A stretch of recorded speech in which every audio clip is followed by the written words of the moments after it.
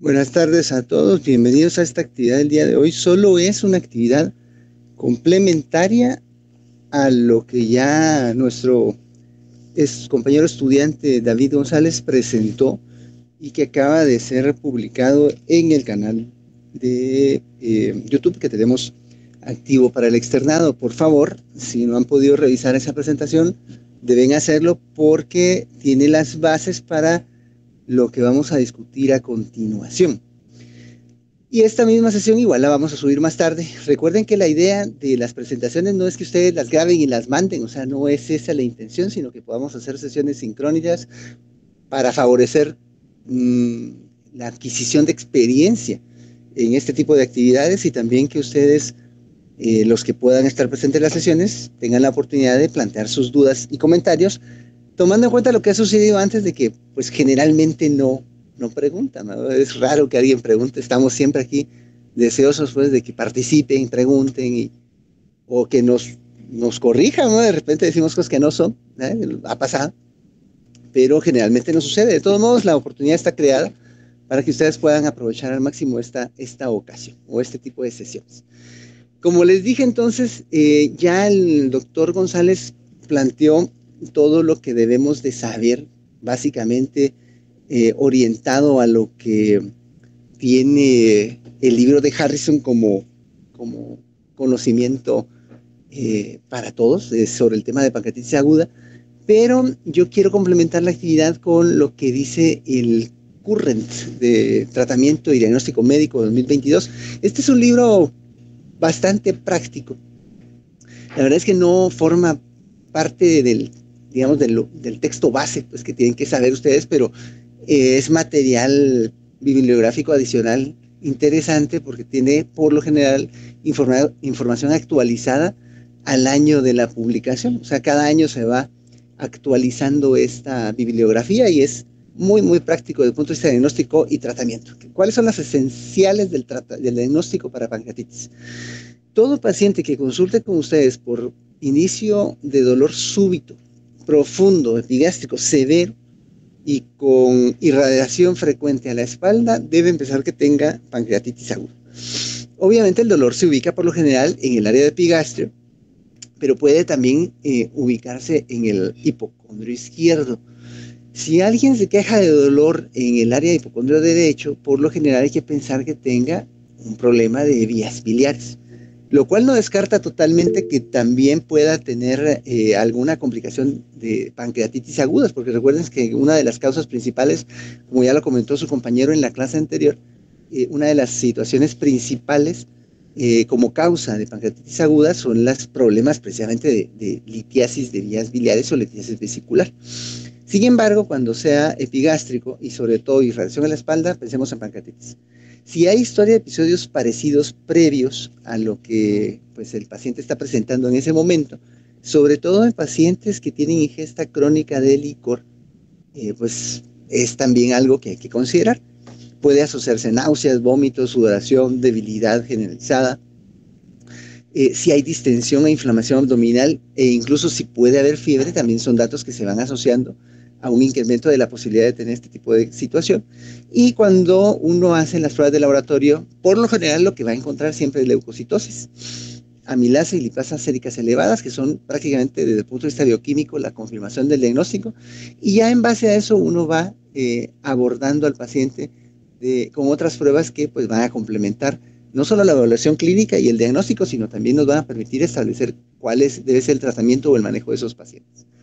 Para pacientes que tienen pancreatitis aguda, sobre todo de origen alcohólico, se propone o se ha propuesto que los factores que van a generar el inicio de la inflamación van a inducir un daño celular a nivel del ácido pancreático que va a su vez a generar activación de la tripsina. Esta activación de la tripsina va a tener varias consecuencias. La principal o las principales son la activación del sistema de claritidina-quinina, produciendo al final inflamación edema, activación de la quimotripsina, también con edema y daño vascular, activación de la elastasa con hemorragia y daño vascular, activación de la fosfolipasa 2, induciendo coagulación alterada y necrosis, Y también el daño celular pancreático directo puede activar a la lipasa para producir necrosis del tejido graso alrededor del páncreas o de la grasa visceral. Todos estos eventos finales a lo que conllevan es a un mayor daño tisular, no solo directamente en el tejido pancreático, sino alrededor, y si ese daño es suficientemente extenso, pues se van a ir presentando más complicaciones. Dentro de los hallazgos de laboratorio, habíamos comentado que lo característico es que se eleve la amilasa y lipasa, aunque no siempre que están elevadas, necesariamente hay que pensar que el paciente tenga pancreatitis. Generalmente deben estar elevadas al menos 3 o más veces el límite superior normal en las primeras 24 horas del diagnóstico. O sea, esto pasa casi en el 100% de los casos. Es raro que alguien que tenga pancreatitis no se presente en la emergencia pues con elevación de estas enzimas, aunque no es imposible, es muy raro. Siempre hay que pues, pedirlas como parte de la evaluación diagnóstica. Dependiendo de la severidad, sí también puede ir regresando a la normalidad. De hecho, los pacientes pueden ya no quejarse de dolor y tener todavía elevación de la amilasa y lipasa durante algún tiempo. O sea, no necesariamente tienen que regresar a lo normal para decir que ya no tiene pancreatitis el paciente o que ya está cediendo. Pero en la medida que el paciente se va aliviando de la inflamación, pues van poco a poco regresando a lo normal. La presencia de leucocitosis, la habíamos comentado, puede llegar a ser hasta de 25.000 o 30.000, aunque generalmente la elevación no es tan marcada. Casi todos los pacientes tienen entre 12 y 16.000 de elevación de leucocitos totales. Puede haber proteinuria, cilindros granulares en la orina, glucosuria, sobre todo si hay hiperglucemia. Recuerden que en el páncreas, no solo, como comentaba el doctor González en su presentación, los pacientes no solo, el páncreas pues no solo tiene una función exócrina, sino endocrina también. Y esa función endocrina en parte tiene buena relación o una fuerte relación con el control de la glucemia de los pacientes. Así que si el paciente tiene suficiente inflamación del páncreas, puede llegarse a alterar la secreción de insulina y la regulación del glucagón y pues que el paciente empiece a tener hiperglucemia. Ese es de hecho un signo de mal pronóstico o de mayor severidad. Puede haber elevación de las bilirrubinas, sobre todo en pacientes que tengan alteraciones de vías biliares. Acuérdense también que hay una parte de las vías biliares que tienen un paso alrededor del páncreas, sobre todo de la cabeza del páncreas, y si la cabeza del páncreas está muy inflamada, también puede llegar a obstruir también por circundancia a esa región de las vías biliares que van a pasar por esa región. Entonces puede haber también cierto grado de obstrucción de vías biliares.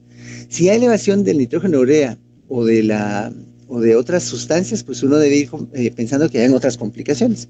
Si hay elevación del nitrógeno urea y creatinina, pues que el paciente esté haciendo falla renal. Si hay elevación de la fosfatasa alcalina, generalmente tiene que ver con alteraciones de las vías biliares. Si hay alteración de las pruebas de coagulación, eso por lo general tiene que ver con más severidad del proceso inflamatorio e incluso inducción a una especie de alteración de coagulación intravascular diseminada. Y así es como uno tiene pues que ir monitoreando a su paciente para ver que el cuadro no se vaya a complicar más. Si hay elevación de las transaminasas, esto sugiere por lo general que también hay un origen biliar en la pancreatitis. Los pacientes pueden tener alteración del calcio, por lo general hipocalcemia. Esto casi siempre se da en pacientes que tienen obesidad o exceso de peso y tiene que ver con la saponificación del calcio, y cuando esto sucede también tiende a ser cuadros más severos o más graves. Si se altera la albúmina, igual, es un factor de mal pronóstico. Los pacientes que tienen hipertrigliceridemia pueden tener pancreatitis. Por lo general tienen que tener niveles arriba de 500 a 1000 de triglicéridos. Vamos a ver acá, perdón.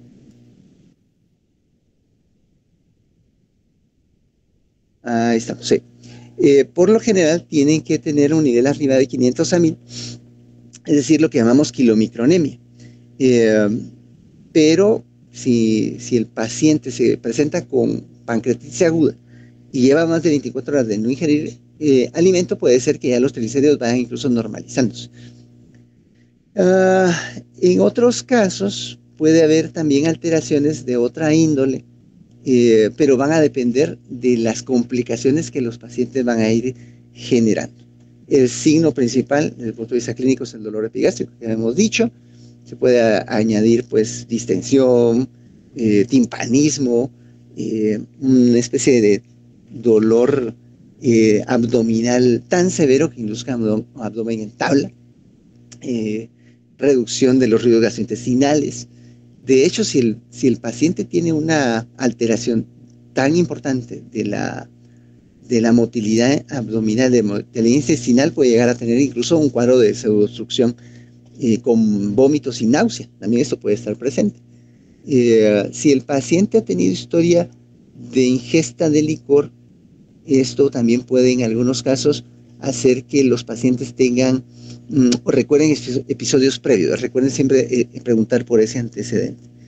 La presencia de fiebre no necesariamente indica que hay infección, aunque obviamente si la fiebre persiste, uno debería de pensar que ya el paciente se está complicando con un proceso infeccioso, pero puede ser común que los pacientes tengan entre 38,5 y hasta 39 grados de temperatura. Taquicardia, hipotensión, si hay una salida de líquido hacia el espacio intersticial, desde el espacio intravascular, eso puede generar hipotensión y comprometer más al paciente. Puede llevar incluso a que el paciente tenga falla renal aguda, y esto será una causa de más complicaciones. Si el hematocrito se eleva de forma importante, sobre todo en las primeras 48 horas, eso es un dato de mal pronóstico también, y mientras más se eleva, la probabilidad se reactiva. Esto también tiende a sugerir una enfermedad más grave en las primeras 48 horas. Hay otros marcadores, otras pruebas bioquímicas que uno podría hacer, pero que no están disponibles de forma amplia para poderlas evaluar. Y en un electrocardiograma, los pacientes, pues obviamente no es un problema directamente del corazón, pero pueden haber o presentarse cambios en el ST que sugieran algún grado de isquemia por la proximidad que hay del páncreas con el músculo cardíaco. De hecho, cuando evaluamos severidad hay varios criterios o varios índices o escalas de criterios. El que más les van a estar preguntando en el hospital es este, los criterios de Ransom. Pero hay otros, por ejemplo, los criterios de SOFA, los de Apache, que son para pacientes que van a ingresar en intensivo por lo general.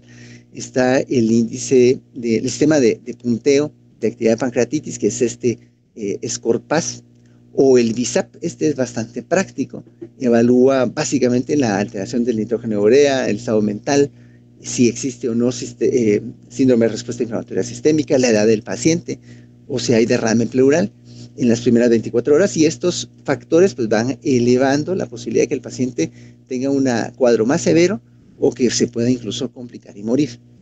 Hay otros índices de SCORE, como la escala de clasificación de Atlanta revisada. Esta escala clasifica a los pacientes con pancreatitis en 3 grados. Los pacientes con un cuadro leve, que tienen ausencia de evidencias de falla orgánica, ya sea local o sistémica. Los que tienen un cuadro moderado, que pues son básicamente los que tienen alguna evidencia de falla orgánica, ya sea local o sistémica, pero dentro de las primeras 48 horas de evolución, y los que tienen presencia de estos mismos cuadros, pero ya más de 48 horas después de que empieza el cuadro clínico. Estos pacientes van a tener un cuadro severo, y de acuerdo a esto, pues van a tener una mayor posibilidad de complicarse o morir. Los criterios de Ransom. Estos criterios tienen una mayor sensibilidad, entre 60 y 80%, si tienen necrosis, para predecir que el paciente se va a complicar. De acuerdo al número de criterios que uno vaya sumando acá, pues así es la tasa de mortalidad que pueda tener. Y si tiene de 7 a 8 criterios, pues la tasa de mortalidad prácticamente es de 100% de mortalidad. Si solo tiene de 0 a 2, pues 1% de mortalidad. Los criterios son, pues, si tiene más de 55 años de edad, si tiene una leucocitosis mayor de 16,000, si la glucosa es mayor de 200, si la desoxigenasa láctica está más de 350, si la aspartato aminotransferasa está más de 250, si el paciente después de las primeras 48 horas empieza ya con elevación del hematocrito, y pues tiende a bajar después de ese periodo de evolución a más del 10%, si se eleva el nitrógeno urea en más de 5 miligramos por decilitro, si existe evidencia de mala oxigenación a nivel arterial, si el calcio baja menos de 8, el déficit de base arriba de 4 milicalentes por litro, o un secuestro de líquidos mayor de 6 litros en este periodo de tiempo. Si se presentan esos criterios, y mientras más se presenten, pues así va a ser mayor la posibilidad de mortalidad. El otro índice útil que pues, es frecuente también en el hospital es el índice de severidad por tomografía. Aquí lo que se hace es clasificar a los pacientes de acuerdo al nivel de inflamación que manifiesten en la tomografía y también a si tienen o no necrosis. Si los pacientes tienen el páncreas normal y no hay necrosis, prácticamente tienen una tasa de mortalidad del 0%. Si existe solo una especie de agrandamiento del páncreas por el edema, la mortalidad es muy baja también, es prácticamente del 0%. Pero si ya se empieza a añadir edema o acumulación de líquido peripancreático y la necrosis es menor del 30%, aquí ya uno le va sumando puntos. Entonces, si tienen las dos condiciones, ya tendría un índice de severidad de 4 y estos pacientes ya tienen algún porcentaje de mortalidad, aunque siempre bajo, por lo general abajo del 3%. Si tienen al menos una colección, tienen 3 puntos, pero si tienen entre el 30 y 50% de necrosis en el páncreas, ya se le suma 4 puntos y esto eleva el índice de severidad a 7 y la mortalidad sube a 6%. Y si tienen 2 o más colecciones y además la necrosis es mayor del 50%, esto ya sube los puntos al índice de severidad al 10 y aumenta la mortalidad a 17%. Esto es importante pues para ir tomando decisiones de dónde manejar a los pacientes o prever lo que uno vaya a necesitar. En cuanto al tratamiento, esto es un hallazgo radiológico no tan frecuente, pero muy patognomónico, y es el signo del colon cortado. Vean cómo el colon aquí está distendido, pero justo en donde está la región del páncreas se ve que está pues cortado totalmente, ya no se ve que haya paso del gas a este nivel y es por el edema tan importante que tiene. Esta es una tomografía del mismo paciente pues que evidencia toda la inflamación del tejido pancreático, el edema, incluso algunas áreas de necrosis que hay acá. Estas otras son imágenes tomográficas de otros casos. Aquí básicamente vean cómo está incrementado de tamaño el páncreas, está muy edematizado, también está distendido el conducto pancreático y el conducto biliar común, está dilatado. Pero fuera de eso no hay más situaciones. Esta es una imagen de un flemón pancreático.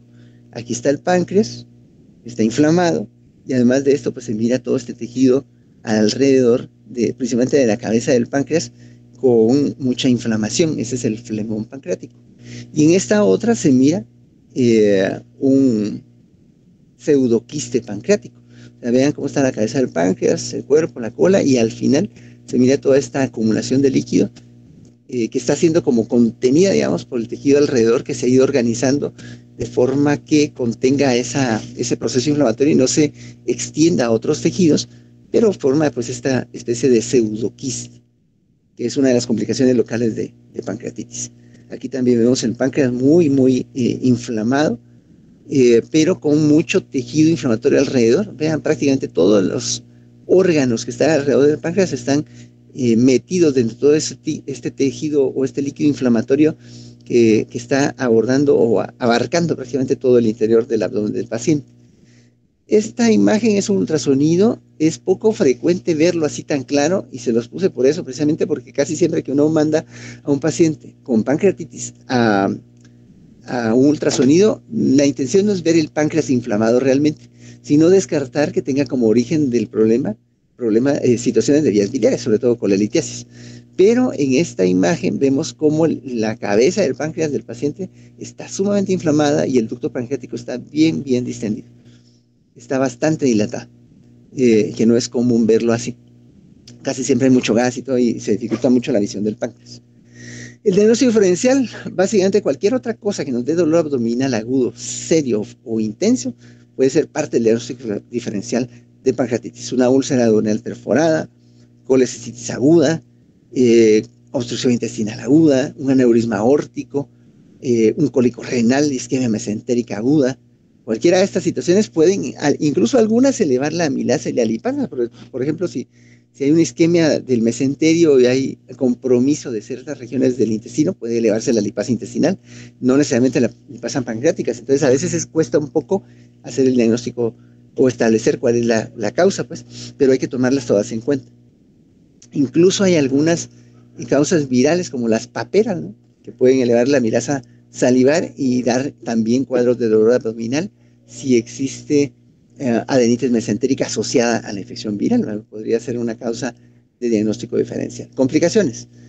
Puede haber complicaciones locales o sistémicas. Dentro de las sistémicas, la falla renal aguda, que es relativamente frecuente en cuadros más severos, colecciones ya sean agudas o crónicas, necrosis, es obviamente una complicación local, puede ser infectada o estéril, hemorragia gastrointestinal, falla hepática, falla respiratoria, síndrome de distrés respiratorio de adulto, abscesos pancreáticos. Los abscesos pancreáticos por lo general se presentan en pacientes que tuvieron el episodio al menos unas 6 semanas antes, o sea, no se van a presentar de inmediato.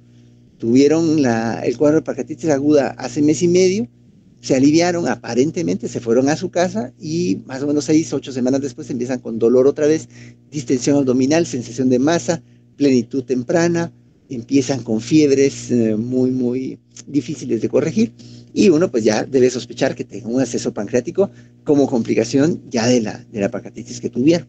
Puede haber necrosis colónica, trombosis mesentérica, incluso síndrome compartimental abdominal y cuadros de obstrucción intestinal si la inflamación del páncreas es tan severa que llega a producir hilio, y el hilio pues genera ya obstrucción del paso del material a nivel intestinal. Pancreatitis crónica puede suceder, no es tan frecuente, pero más o menos un 10% del total de los pacientes con pancreatitis aguda pueden evolucionar a pancreatitis crónica, sobre todo si existen cuadros recurrentes, historia de alcoholismo crónico, y también si los pacientes fuman, incrementa muchísimo el riesgo de desarrollar esta complicación. Y diabetes mellitus, que depende pues del nivel de inflamación e incluso también de las recurrencias, si tienen más riesgo o no de desarrollar esta complicación. El tratamiento va a depender de la clasificación. Generalmente son cuadros leves, entre 80 a 85% de los casos son leves. Ahí lo que hay que hacer es darles reposo gástrico, hidratarlos bien y aliviar el dolor. Y un periodo no mayor de unas 48 o 72 horas ya los pacientes podrían empezar a tratar de ingerir nuevamente líquidos claros y ver si lo van tolerando. Lo principal es encontrar y corregir el factor que los llevó a tener pancreatitis. Si tuvieron litiasis vesicular como causa de, hay que dejar que el episodio agudo pase y luego programar ya sea una colangiopancreatografía retrógrado-endoscópica o hacer una exploración de vías biliares y colecistectomía. Eso ya se maneja con el cirujano. Si tuvieron hipertrigliceridemia como causa de, hay que manejar la hipertrigliceridemia aguda con hidratación, infusión de insulina, también infusión de heparina y todo. Ya el paciente bajan los triglicéridos, uno le da tratamiento a la hipertrigliceridemia y procura no solo evitar que vuelvan a subir, sino los factores que lo hacen subir casi siempre a estos pacientes, y si se vuelven recurrentes casi siempre es porque están va de ingerir licor. Entonces el alcohol hay que prohibírselos totalmente. Y en los casos severos, que son los menos, pero pues que también son los que por lo general vemos en las emergencias o ingresados en las áreas críticas del hospital, necesitan más generosidad con la infusión de líquidos. Y pues dentro de los factores de riesgo para severidad está la edad. Si tiene más de 60 años de edad o 55, pues es un factor de riesgo. Si es de origen alcohólico, si hay un incremento del hematocrito en las primeras 48 horas, como habíamos dicho al principio, si existe hiperglucemia también o datos de respuesta inflamatoria sistémica. Hay que estar monitoreando a estos pacientes de forma constante. Si el paciente altera tiempos de coagulación, administrar plasma fresco congelado. Si tiene hipoaluminemia, darle albúmina. Si es hipocalcemia, darle infusiones de calcio, de gluconato de calcio para mantener el calcio normal. Y debería uno de considerar alimentarlo lo antes posible. Si el paciente uno prevé que va a estar más de unos 4 días sin comer, uno debería de empezar la alimentación nacional en cuanto sea posible, unas 72 horas después de iniciar el cuadro clínico. Porque la mala alimentación en estos casos va a incrementar la posibilidad de complicaciones.